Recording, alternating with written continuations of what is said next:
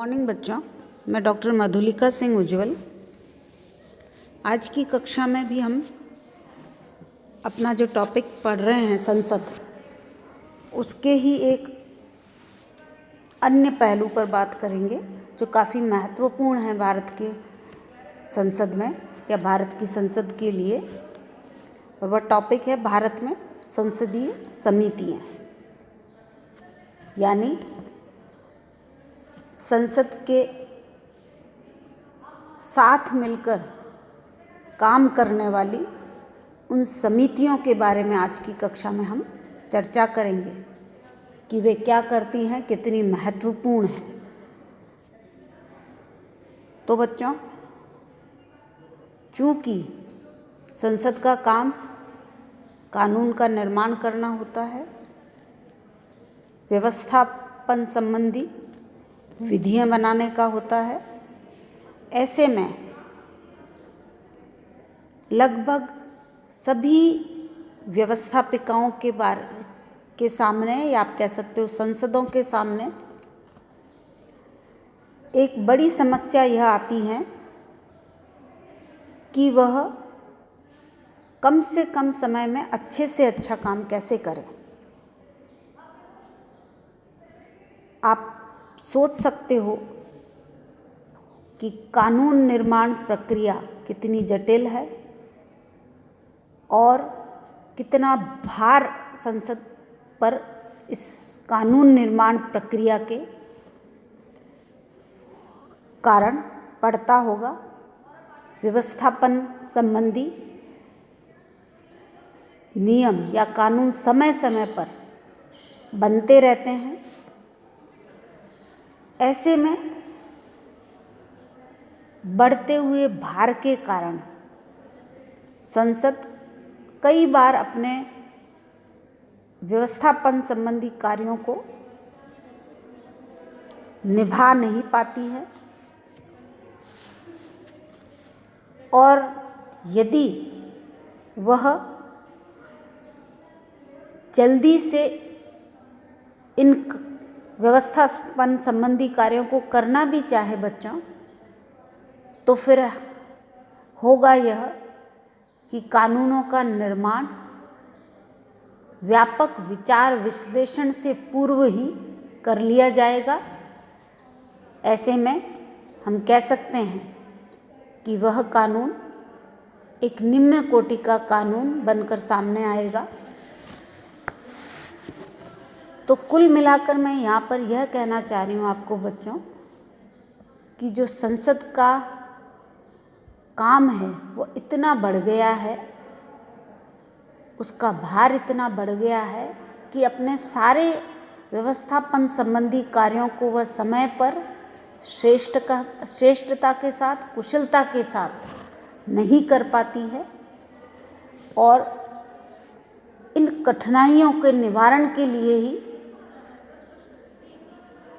सबसे पहले इंग्लैंड में समिति प्रणाली का प्रादुर्भाव हुआ, और जिसको आगे चलकर अन्य संसदीय व्यवस्थाओं में भी, जैसे भारत आदि में भी अपनाया गया। क्यों इन संसदीय समितियों की आवश्यकता पड़ी बच्चों? वो कौन से प्रमुख कारण रहे हैं जिन्होंने संसदीय समितियों के निर्माण को बढ़ावा दिया है, या जिसके कारण संसदीय समितियों के निर्माण की आवश्यकता अनुभव की गई है? मुख्य कारण हम इस प्रकार से देख सकते हैं बच्चों। पहला है कि जो सदन होता है, उसकी जो पिछली बेंचों पर बैठने वाले सदस्य हैं, उनको कई बार व्यवस्थापन के कार्य में भाग लेने का पर्याप्त अवसर नहीं मिल पाता है संसद में। ऐसे में इन समितियों में सदस्य बनकर वो व्यवस्थापन संबंधी कार्यों का अनुभव ले सकते हैं। दूसरा जो कारण है वो यह है कि समितियों में विधेयकों पर जितनी सूक्ष्मता से विचार विमर्श किया जा सकता है, उतना संसद में संभव नहीं होता है। तीसरा कि इन समितियों में जब कोई विषय व्यापक विचार विमर्श के लिए जाता है तो ऐसे में सदन का भी समय बचता है और वो किसी और महत्वपूर्ण विषय पर चर्चा कर सकती है। अगला कारण बताया है इन समितियों के आवश्यकता का, वह यह है बच्चों कि इन समितियों के सदस्य अपनी दलगत आस्थाओं से ऊपर उठकर जो भी समस्याएं, जो भी विषय उनको सौंपे गए हैं उन पर मूल्यांकन करते हैं, विचार विश्लेषण करते हैं और मतदान भी दलगत आस्थाओं से ऊपर उठकर करते हैं। ऐसे में जो भी विषय इनको सौंपे जाते हैं उनका आकलन, उनका मूल्यांकन निष्पक्ष रूप में सामने आता है। तो कुल मिलाकर बच्चों, सदन के समय का बचाव और समितियों के माध्यम से विशेषज्ञों से जो परामर्श मिलता है, यह इतने महत्वपूर्ण है दोनों ही चीज़ें कि समिति प्रणाली का आवश्यकता पड़ी, समिति प्रणाली का प्रादुर्भाव हुआ। अब हम आते हैं कि ये जो संसदीय समितियां हैं ये कितने प्रकार की होती हैं। तो बच्चों ध्यान से सुने, संसदीय समितियां दो प्रकार की होती है। हो सकता है आपकी परीक्षा में ये जो लघुत्तरात्मक प्रश्न आते हैं या अति लघुत्तरात्मक प्रश्न आते हैं उनमें यह आ जाए कि संसदीय समितियों के कितने प्रकार हैं, या सिर्फ यह लिखा हुआ है संसदीय समितियां। तो आपका उसका आंसर करते हुए ये बताना है कि संसदीय समितियां दो प्रकार की होती है। पहली स्थायी समितियां जिनका कि निर्वाचन या नियुक्ति प्रतिवर्ष होती है और इनका कार्य भी लगभग अनवरत रूप से चलता रहता है, जैसा कि नाम से ही पता है, स्थायी। और दूसरी है तदर्थ समितियां, यानी जिनकी नियुक्ति परिस्थिति या आवश्यकता अनुसार की जाती है और जो काम उनको सौंपा जाता है जैसे ही वह समाप्त होता है वह समितियां भी उस कार्य से रिलेटेड अपना प्रतिवेदन प्रस्तुत करने के साथ ही समाप्त हो जाती हैं। तो बच्चों दो प्रकार की भारतीय संसदीय समितियां दो प्रकार की, एक स्थायी जो लगातार काम करती हैं और दूसरी तदर्थ जो किसी आवश्यकता अनुसार परिस्थिति या विशेष काम के लिए ही जिनका निर्माण किया जाता है और कार्य पूरे होते ही वह समाप्त हो जाती हैं। अब हम आते हैं प्रमुख समितियों के बारे में, उनके नामों के बारे में। यह भी आपके परीक्षा में प्रश्न आ सकता है बच्चों, जो छोटे सवाल आते हैं उनमें। मुख्य रूप से 16 समितियां हैं, इनमें से आप 5-7 भी याद कर लेंगे तो आपका काम चल जाएगा। तो इन 16 समितियों के मैं आपको नाम बता रही हूँ, धीरे धीरे आप लिखना चाहें तो लिख सकते हैं अपनी नोटबुक में। वैसे व्हाट्सएप पर कंटेंट तो मैंने आपको भेज ही दिया है। और इन 16 समितियों के नाम बताने के बाद जो प्रमुख समितियां हैं 1-2, उन पर मैं प्रकाश डालूंगी, क्योंकि उन पर भी आपके परीक्षा में प्रश्न आते रहते हैं। तो जो 16 स्थायी समितियां हैं बच्चों, उनके नाम इस प्रकार से हैं। पहली कार्य मंत्रणा समिति, दूसरी गैर सरकारी सदस्यों के विधेयकों और संकल्पों संबंधी समिति, तीसरी याचिका संबंधी, चौथी लोक लेखा समिति, यह एक इम्पॉर्टेंट कमेटी है, इस पर हम आगे चर्चा करेंगे बच्चों। पांचवी प्राक्कलन समिति, यह अगेन एक इम्पॉर्टेंट समिति है जिस पर भी हम थोड़ा सा व्यापक चर्चा करना चाहेंगे। अगली कमेटी है विशेषाधिकार समिति, अधीनस्थ समिति, विधान समिति, सरकारी उपक्रम समिति, सरकारी आश्वासनों संबंधी समिति, सदन में अनुपस्थित रहने वाले सदस्यों संबंधी समिति, नियत समिति, नियम समिति जिसको कहते हैं, अनुसूचित जाति और जनजातियों के कल्याण संबंधी समिति, ग्रंथालय समिति, सामान्य प्रयोजन समिति, आवास समिति, और लाभ के पदों संबंधी संयुक्त समिति। तो इस प्रकार के से ये 16 जो समितियां हैं यह स्थायी समितियां हैं। और जो तदर्थ समितियां हैं बच्चों, जिनको कि हमने कहा कि वो सिर्फ आवश्यकता अनुसार जिनका कि निर्माण किया जाता है और कार्य पूरे होते ही तो ख़त्म हो जाती है, तो तदर्थ समितियों को भी 2 प्रकार की श्रेणियों में बांटा गया है। पहला, ऐसी समितियां जिन्हें विशिष्ट विषयों पर विचार करने और अपना प्रतिवेदन देने हेतु दोनों सदनों द्वारा अथवा अध्यक्ष या सभापति द्वारा समय समय पर तत्व संबंधी प्रस्ताव पारित करके गठित किया जाता है। और दूसरा, विधेयकों संबंधी प्रवर या संयुक्त समितियां जो विशिष्ट विधेयकों पर विचार करने या उन पर प्रतिवेदन प्रस्तुत करने के लिए नियुक्त की जाती है। इस प्रकार से तदर्थ समितियां 2 प्रकार की हैं, जो कि मैंने अभी आपको बताया है। पहला तो है अध्यक्ष और सभापति द्वारा प्रस्ताव पारित करके विशिष्ट विषयों पर विचार करने और प्रतिवेदन देने के लिए, और दूसरा है कि जो विधेयक प्रस्तुत किए जाते हैं सदन में, उनसे संबंधित जो संयुक्त समितियां हैं, यानी विशिष्ट विधेयकों पर विचार करने और उन पर प्रतिवेदन प्रस्तुत करने के लिए वह नियुक्त की जाती हैं। इस प्रकार से बच्चों ये 2 प्रकार की तदर्थ समितियां काम करती है भारतीय संसदीय समितियों के रूप में। ये समितियां अन्य तदर्थ समितियों से भिन्न होती है बच्चों, क्योंकि ये विधेयकों के बारे में होती हैं और ऐसे में इनमें अपनाई जाने वाली जो प्रक्रिया है उसके जो नियम हैं वह लोकसभा अध्यक्ष या राज्यसभा का सभापति तय करता है।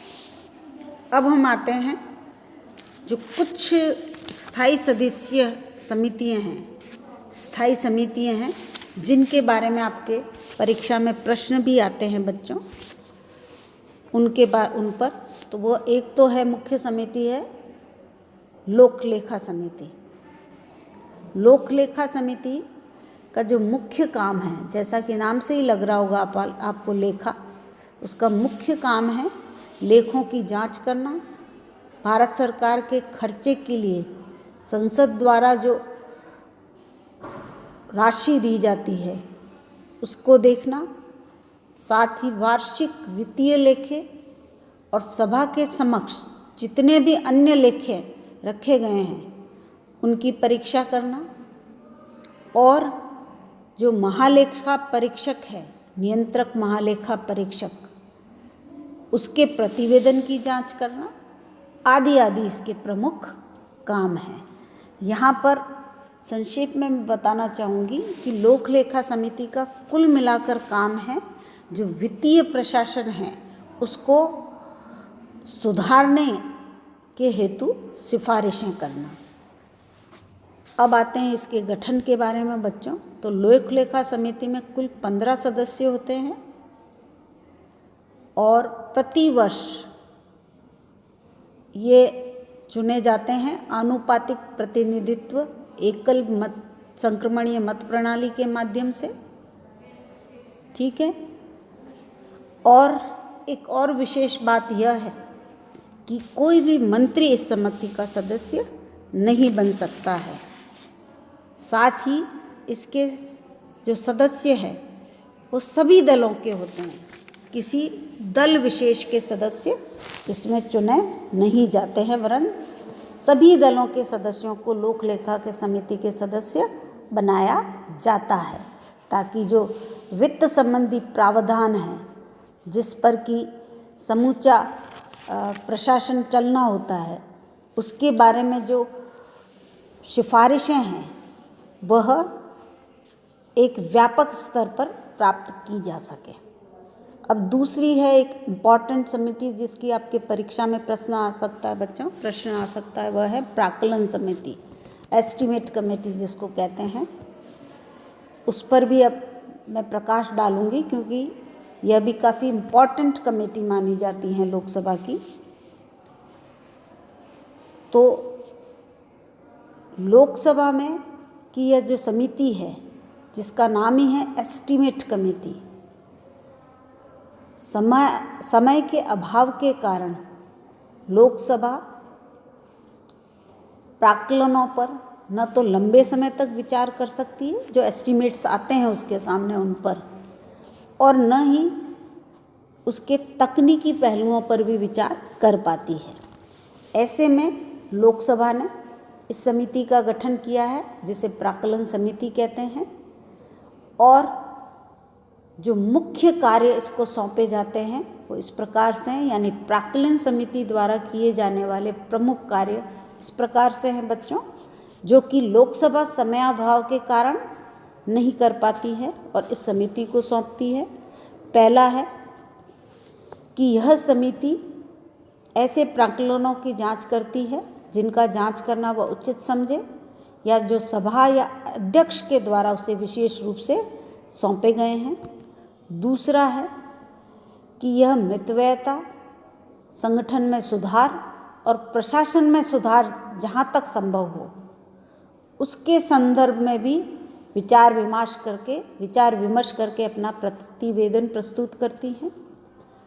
तीसरा कार्य यह करती है कि प्रशासन में मितव्ययता कैसे लाई जाए, कार्यक्षमता कैसे बढ़ाई जाए, उसके लिए जो वैकल्पिक नीतियाँ हैं उसका भी सुझाव देती हैं।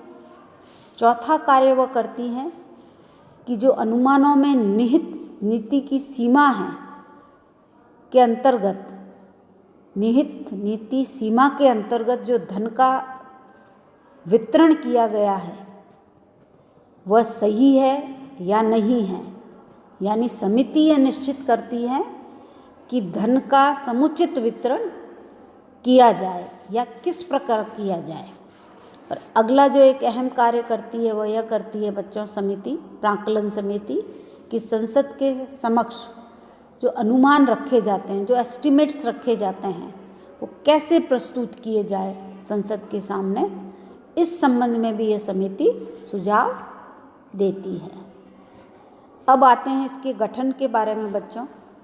तो इसकी प्राक्कलन समिति में कुल 30 सदस्य होते हैं, जिसका चुनाव लोकसभा के सदस्यों से ही प्रतिवर्ष वही प्रतिनिधित्व प्रणाली के अनुसार एकल संक्रमणीय मत के माध्यम से होता है।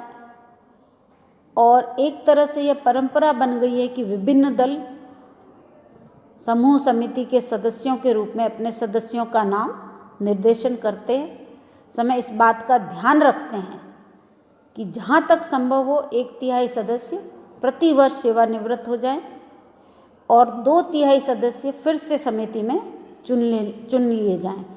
ऐसा करने से क्या होता है बच्चों कि जो सदस्यों के अनुभव हैं, उनकी जो विशेषज्ञता है, उनकी जो कार्यकुशलता है, उसका फ़ायदा समिति उठा सकती है। यहाँ पर भी मैं एक इम्पॉर्टेंट बात बताना चाहूँगी कि प्राक्कलन समिति का भी कोई भी मंत्री सदस्य नहीं चुना जाता है। तो इस प्रकार से बच्चों समिति, जो प्राक्कलन समिति है, वह प्रत्येक वर्ष अपने कार्यकाल के प्रारंभ में ही किसी मंत्रालय या मंत्रालयों या सरकारी उपक्रमों के प्राक्कलनों के किसी अंश से संबंधित विषय को जांच के लिए चुन लेती है और उसकी रिपोर्ट लोकसभा में जांच के बाद पेश करती है। यहाँ पर यह भी ध्यान रखा जाता है बच्चों कि जो महत्वपूर्ण मंत्रालयों के जो सभी मंत्रालयों के जो महत्वपूर्ण प्राक्कलन हैं यानी एस्टीमेट्स हैं, वह प्रत्येक लोकसभा की अवधि में कम से कम एक बार समिति के सामने आ जाएं। जितने भी मंत्रालय काम कर रहे हैं उनके सारे एस्टीमेट्स एक बार इस प्राक्कलन समिति के अंदर डिस्कस अवश्य हो जाएं, इस बात का भी ध्यान रखा जाता है। तो इस प्रकार से बच्चों ये प्रमुख समितियां हैं, संसदीय समितियां, जो संसदीय कार्यों में सहायता के लिए गठित की जाती हैं। ये 2 प्रकार की हैं, स्थायी और तदर्थ, और इन पर हमने अभी विस्तार से चर्चा की है। साथ ही उन मुख्य स्थायी समितियों पर भी थोड़ा डिटेलिंग में पढ़ा है, जिन पर कि जिन पर कि आपके परीक्षा में प्रश्न आते देखे गए हैं। तो थैंक यू बच्चों। अब अपनी अगली कक्षा में हम कानून निर्माण प्रक्रिया है उस पर चर्चा करेंगे, यानी उसको पढ़ेंगे। Thank you.